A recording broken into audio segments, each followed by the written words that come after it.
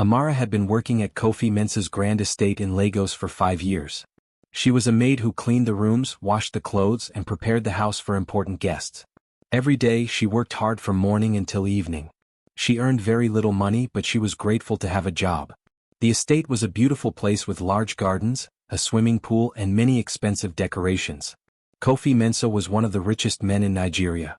He owned technology companies and had business interests all over Africa.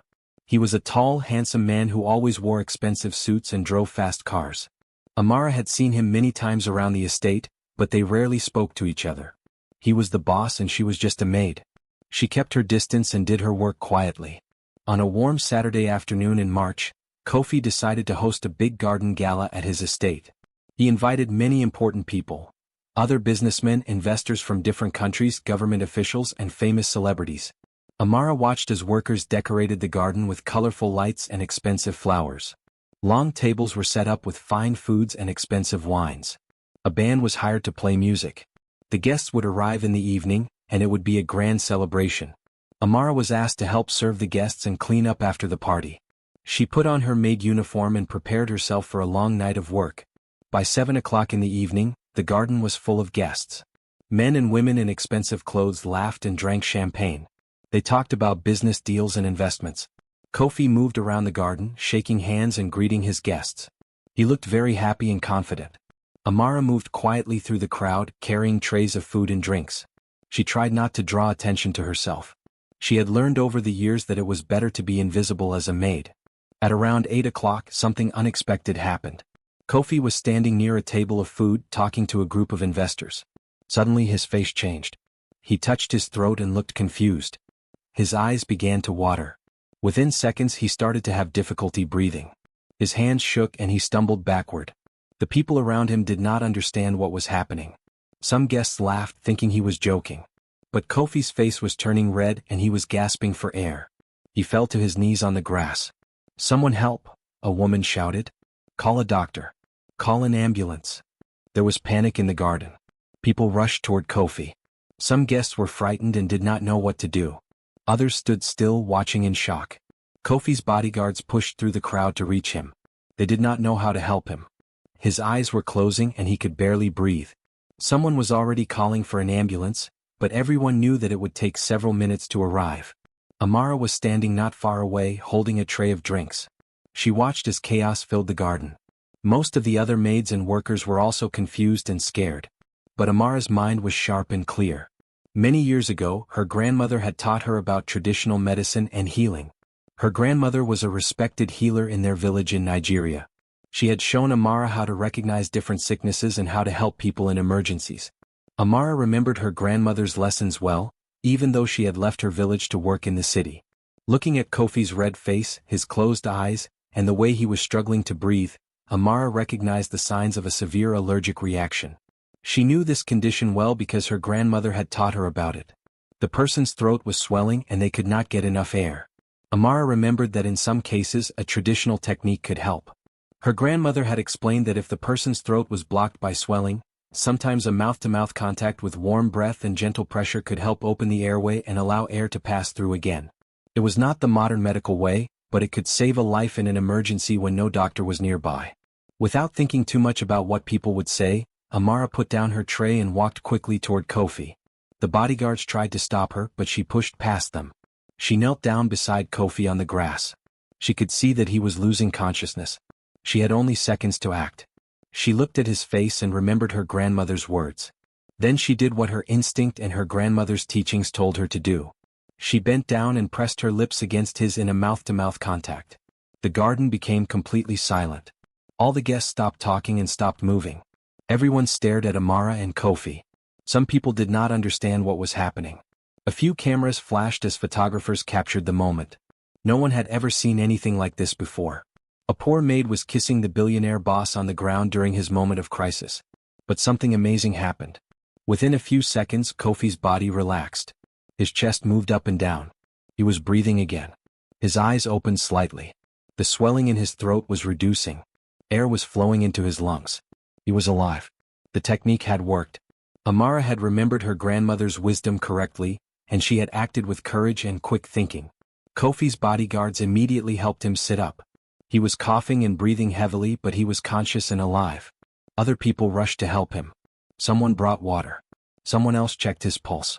Kofi looked at Amara with gratitude and confusion in his eyes. He did not fully understand what had happened, but he knew that this young maid had just saved his life. The ambulance arrived a few minutes later. The paramedics took Kofi to the hospital to make sure he was completely okay. The garden gala ended immediately. Most guests left in confusion and shock. They had come to celebrate, but instead they had witnessed something dramatic and unusual. They had seen a maid kiss her billionaire boss to save his life. By the next morning, this story had spread everywhere. It was on the news, on social media, and in people's conversations all over Lagos and beyond. Nobody could stop talking about the poor maid who kissed the billionaire boss in public and saved his life. The next morning, Amara woke up to find that everything had changed. She did not have a phone, so she did not know what was happening on social media and the internet. But when she arrived at the estate to start her work, she quickly discovered the truth. Other workers were talking about her everywhere. Some of them were looking at her with strange expressions. Some were whispering to each other and pointing at her when she walked past. Amara felt confused and uncomfortable. She tried to do her work as usual, but it was very difficult. By noon, the head housekeeper called her to the office. "Amara, have you seen the news?" the housekeeper asked. Amara said no. The housekeeper showed her a newspaper and a mobile phone with news websites open. Amara's heart sank as she read the headlines. "Billionaire kissed by maid," one headline screamed. "Dramatic rescue at garden gala," said another. "Who is the mystery maid?" asked a third. Pictures of her and Kofi on the grass were everywhere. Some photos showed her lips touching his face. Other photos showed his bodyguards pulling them apart. The moment that Amara had thought was a simple act of saving someone's life had become a huge scandal. As the day went on, more and more stories appeared in the newspapers and on television. Some stories called Amara a hero. They said she was brave and quick-thinking. They said she had saved the life of an important man. These stories made her sound like someone special and courageous. But other stories told a very different tale. Some newspapers and websites said that Amara was a gold digger. They suggested that she had been planning to kiss Kofi for a long time. They said she wanted to attract his attention so that he would give her money and make her rich. Some writers even suggested that the whole incident was fake, that Kofi had not really collapsed, but that Amara and her friends had planned the kiss to make her famous. The rumors grew bigger and more strange as the days passed. Some people said that Amara was a witch who had put a spell on Kofi. Others said that she was trying to trap him into marriage. One newspaper ran a headline that said, "Poor maid's love trap, how she seduced the billionaire." This was completely untrue, but many people believed it. Amara had never tried to trap anyone or seduce anyone. She had simply done what she thought was right to save someone's life. But the truth did not matter anymore. The story had taken on a life of its own. Kofi had recovered quickly from his allergic reaction. The doctors at the hospital said he was very lucky. They explained that the allergic reaction had been caused by a rare seafood that had been mixed into one of the dishes at the gala. Kofi had eaten only a small amount, which was why he had survived. He was released from the hospital after one day. But when he returned to his office, he found that his business world had been shaken by the scandal as well. Kofi's business associates and board members were very concerned. They called emergency meetings to discuss what had happened. Some of them were angry. They said that Kofi's reputation had been damaged. They said that a billionaire should not be seen kissing a maid in public. They said it looked bad for the company. One board member said, "How can we trust you to manage a billion-naira business if you cannot even manage your personal life properly?" Other business partners started to ask questions. They wondered if Kofi was stable enough to continue leading his companies. Some of them talked about removing him from his position. Kofi's ex-fiancée was named Zainab, and she was the daughter of a wealthy businessman. She and Kofi had dated for 2 years before breaking up 6 months earlier. Zainab had wanted to marry Kofi, but Kofi had decided that he was not ready for marriage. Zainab had been very angry and hurt by this decision. When she heard about the kiss between Amara and Kofi, she saw an opportunity to damage his reputation and possibly win him back by making him regret losing her. Zainab gave interviews to newspapers and television stations. She said that she knew Kofi very well and she was shocked by his behavior. She said, "This is not the Kofi I knew. Someone must have done this to him. Perhaps this maid has used some kind of magic or trick on him." She also suggested that the whole incident might have been planned. She told reporters, "I would not be surprised if that girl and her friends set this up together. Maybe they paid someone to put something in Kofi's food so he would collapse. Then she could be the hero who saved him. This is a clever plan to make him fall in love with her. These statements were completely false, but they were published in many newspapers and repeated on television news shows. Many people started to believe them. Amara's life at the estate became almost unbearable. The other maids and workers started to treat her very badly. Some of them refused to talk to her. Others made jokes about her behind her back. One maid named Chioma said loudly, "I heard she used juju magic to make the boss collapse. That is why she knew exactly what to do to save him." Another worker said, "She is just trying to become rich by trapping a rich man. I have seen this kind of thing before." Amara tried to ignore these comments and continue with her work, but it was very hard. Every time she walked through the corridors of the estate, people stared at her. Every time she entered a room, conversations stopped and people whispered. She felt like everyone was judging her and assuming bad things about her. She had done nothing wrong. She had simply tried to save someone's life. But now the whole world seemed to think that she was a gold digger or a witch or a liar. The media attention grew bigger every day. Reporters came to the estate trying to find Amara and ask her questions. Photographers followed her when she left the house. Some people on the street recognized her from the pictures and said mean things to her. One day a man called out, "Hey gold digger, did you enjoy kissing the billionaire?" Amara felt so ashamed and embarrassed. She had never asked for any of this attention. She had never wanted to be famous.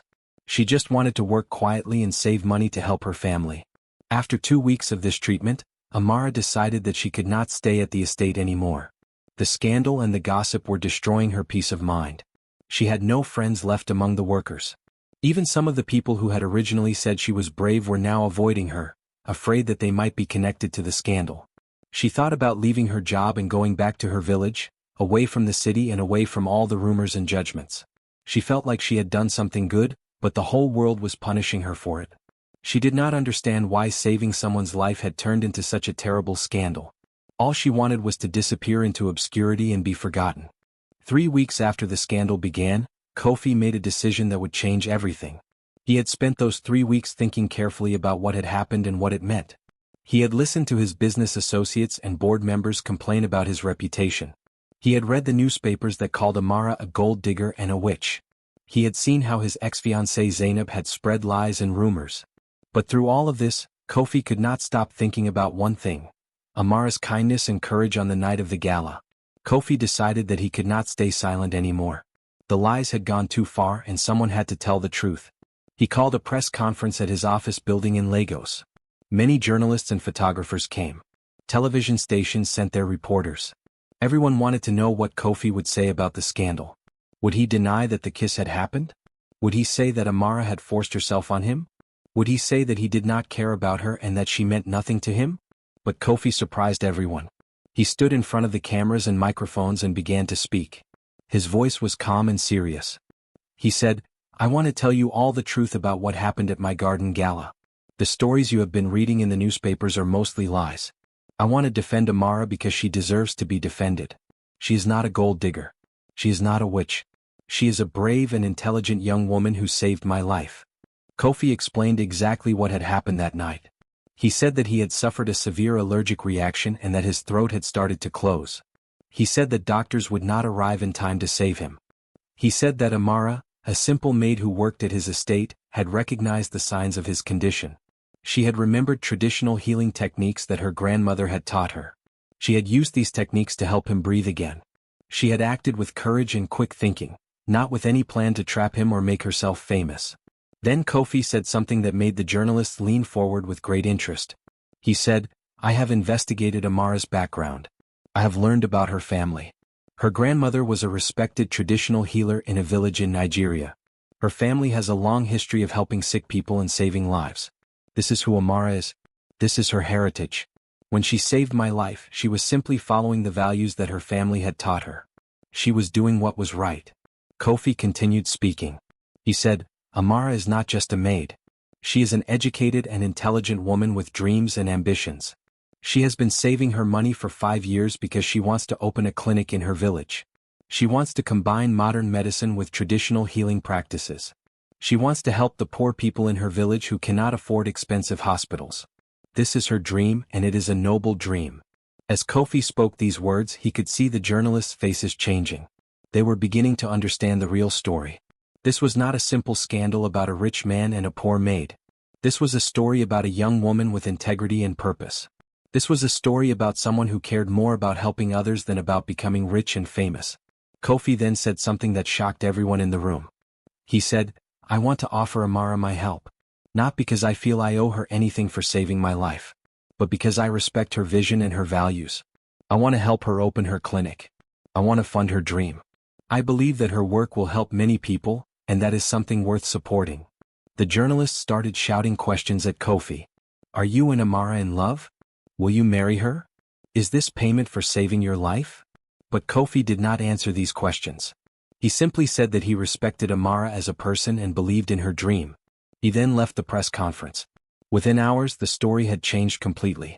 The news was no longer about a scandal. It was about a generous billionaire helping a brave maid achieve her dream.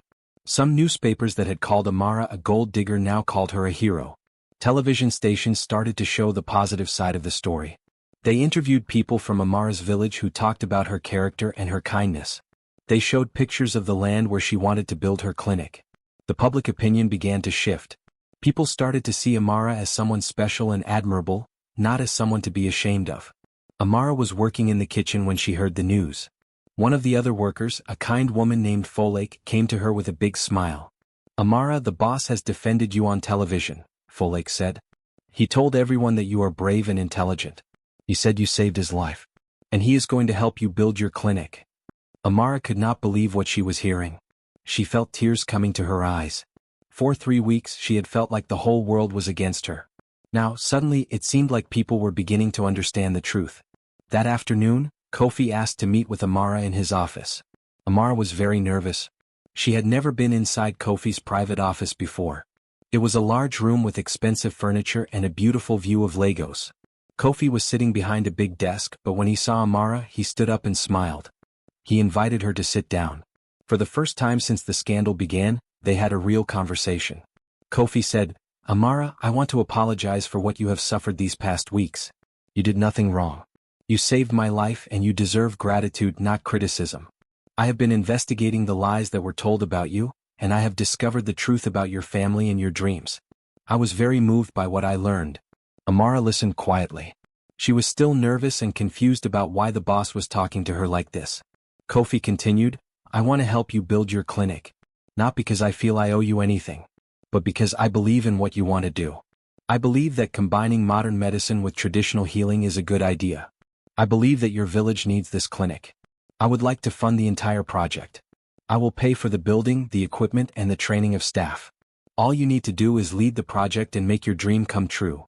Amara could not believe what she was hearing. She felt overwhelmed with emotion. She said, "Sir, I do not know what to say. This is too much. I did not save your life to receive a reward." Kofi smiled. He said, "I know you did not. That is exactly why I want to help you. You are not the kind of person who does things for money or reward. You do things because they are right. That is rare, Amara. That is something I respect very much." For the first time, Amara saw Kofi as something other than a distant, important boss. She saw him as a man who was genuinely kind and who truly understood her. She saw a man who valued what was real and true. In that moment, something changed between them. It was not yet love, but it was the beginning of something real and meaningful. It was the beginning of a connection based on truth and mutual respect. Over the next 3 months, Amara and Kofi spent a lot of time together working on the clinic project. Amara left her job as a maid and became the project manager for the clinic. She worked with architects and engineers to design the building. She researched medical equipment and traditional healing supplies. She made plans for how the clinic would operate and who would work there. Kofi provided the money and the resources, but he also became deeply involved in the project. He attended every important meeting. He listened to Amara's ideas and opinions. He made decisions together with her, not alone. As they worked together, something unexpected began to happen. Their conversations grew longer and deeper. They started to talk about more than just the clinic. They talked about their lives, their dreams, and their hopes for the future. These conversations usually happened in the evening, after the day's work was finished. Sometimes they sat in Kofi's office. Sometimes they walked in the garden of his estate. Sometimes they sat on the roof of the building and looked out at the lights of Lagos. One evening, Amara told Kofi about her childhood in the village. She described her grandmother's house, which was small but full of love. She talked about how her grandmother had taught her about plants and healing. She explained how she had learned to recognize different sicknesses by watching her grandmother work with sick people. She said, "My grandmother did not have money or a fancy education, but she had something more valuable. She had knowledge that came from many years of experience. She had the ability to make people feel better. She had compassion." Kofi listened carefully to every word. He asked many questions about her life and her family. Another evening, Kofi told Amara about his childhood. He explained that his parents had been very poor. His father had worked as a laborer, and his mother had cleaned houses for rich families. But his parents had worked very hard to send him to school. They had saved every coin they could so that he could have a better life. Kofi said, "My parents taught me that education was the only way to escape poverty. They sacrificed so much for me. When they died, I made a promise to become successful and to use my success to help other people.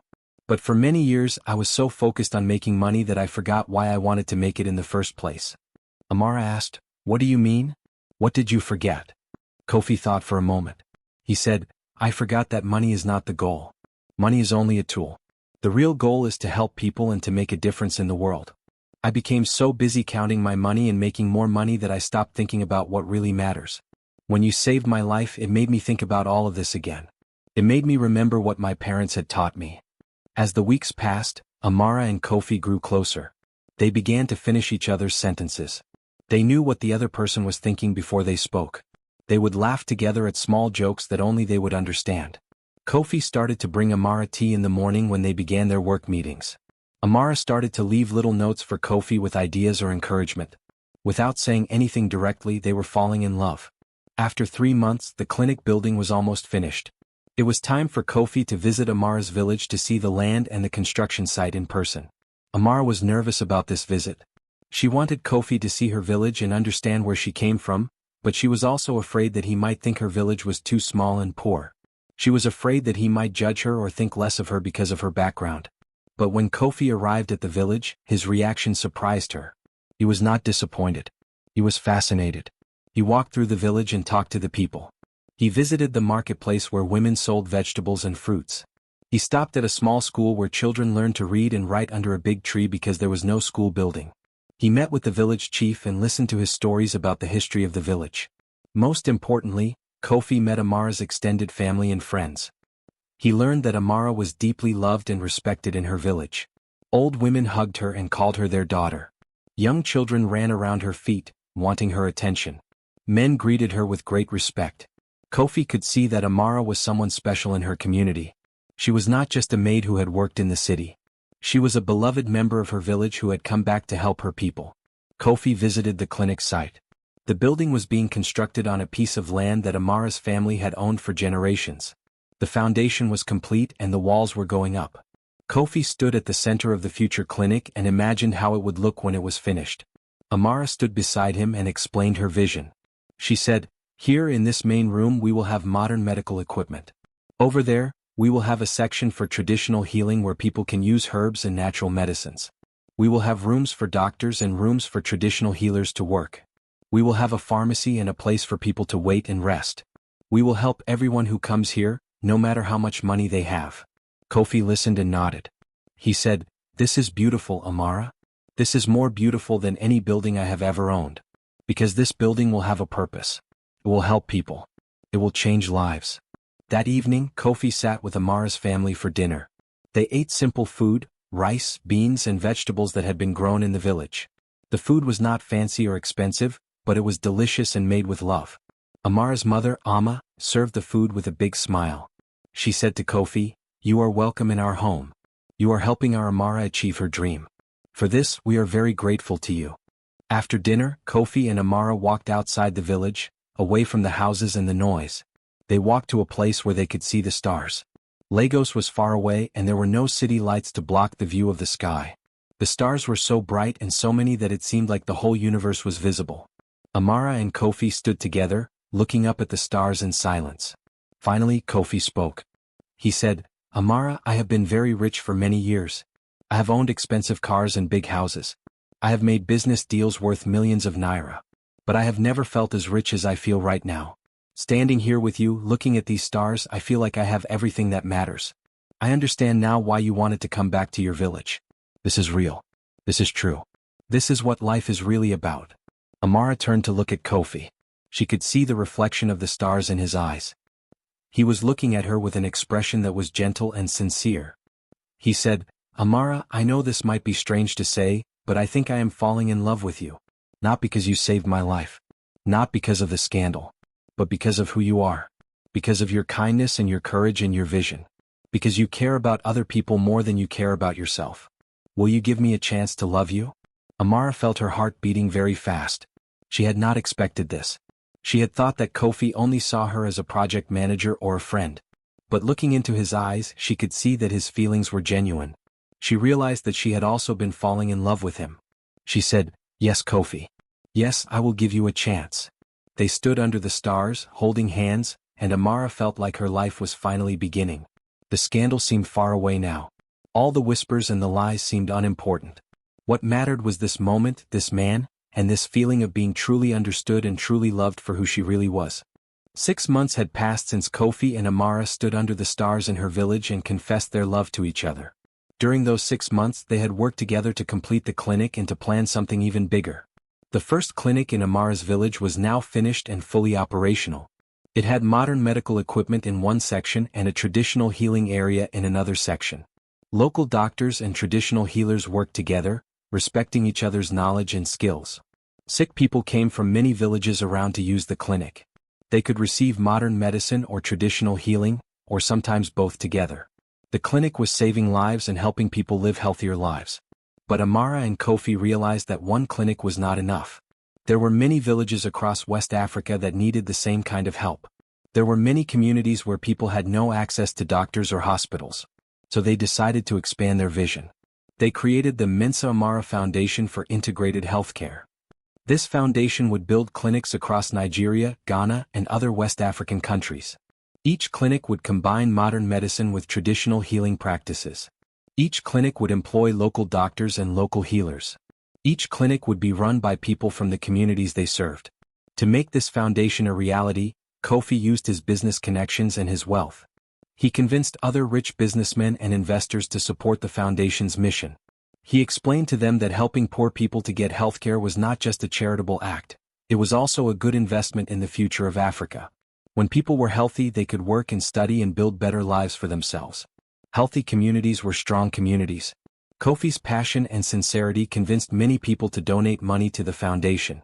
Amara traveled to different villages and communities across West Africa. She met with traditional healers and modern doctors. She listened to their ideas about how to combine their knowledge. She learned about the different healing practices in different regions.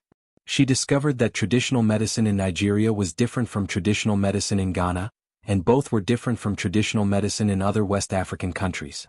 She recorded all of this knowledge and created training programs so that healers from different places could learn from each other. The work was hard and sometimes exhausting, but it was also deeply rewarding. Amara and Kofi worked together as a team. They made important decisions together.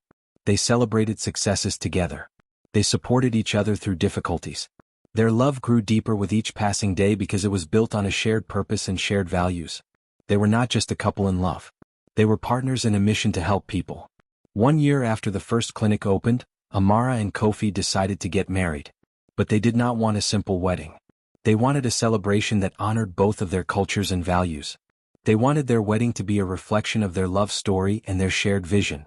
The wedding took place in a large garden in Lagos, but it was decorated in a way that honored both modern and traditional African culture.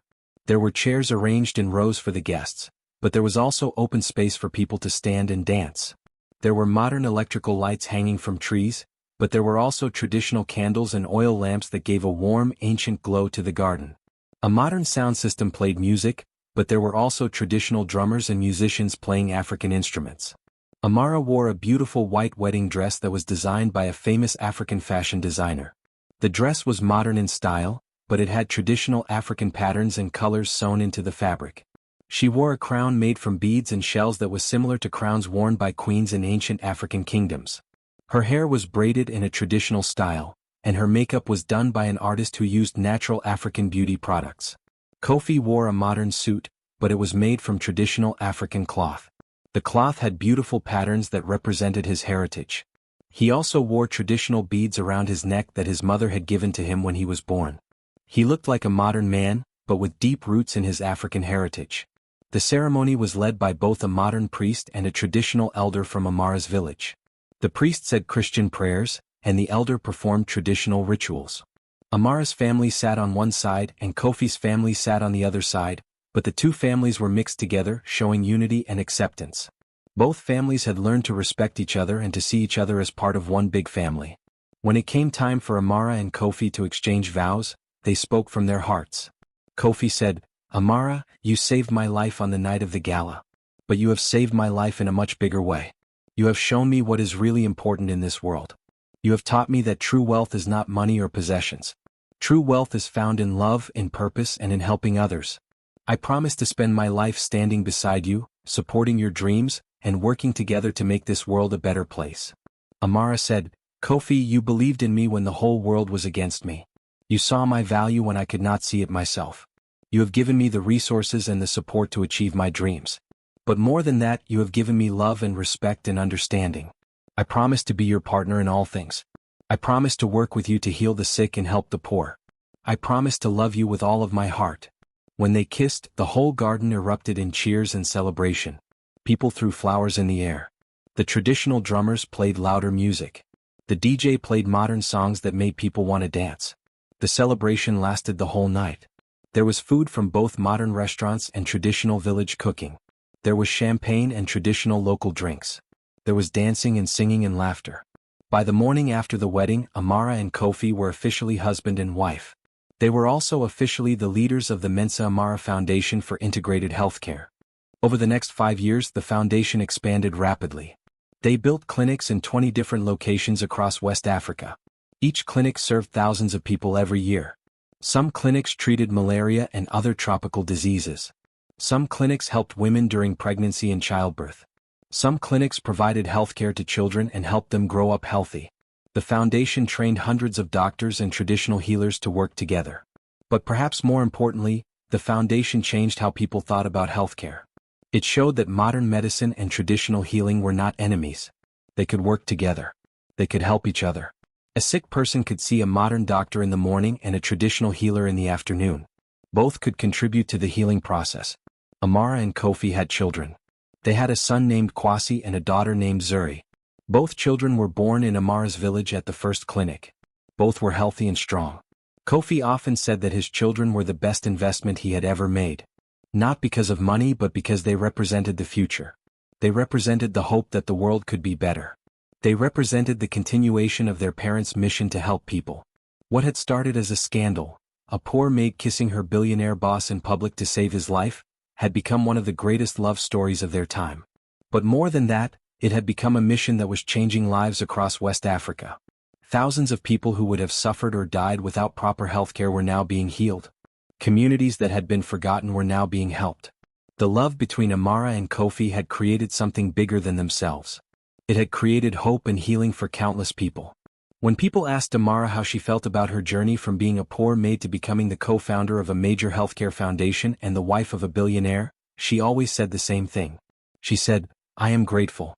I am grateful for my grandmother who taught me about healing. I am grateful for Kofi who believed in me. I am grateful for the opportunity to help my people. But most of all, I am grateful that I followed my heart. I did not save Kofi's life to become rich or famous. I did it because it was the right thing to do. And that decision changed everything. It changed my life and Kofi's life and the lives of thousands of other people. That is the real magic. That is the real miracle.